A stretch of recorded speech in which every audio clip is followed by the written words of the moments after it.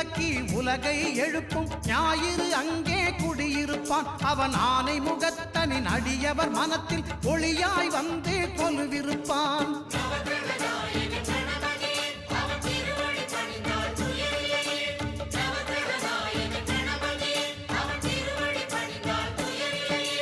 ஒன்பது கோளும் ஒன்றாய் காண அங்கு கற்பகம் என்னும் கடவுளின் மெய்யில்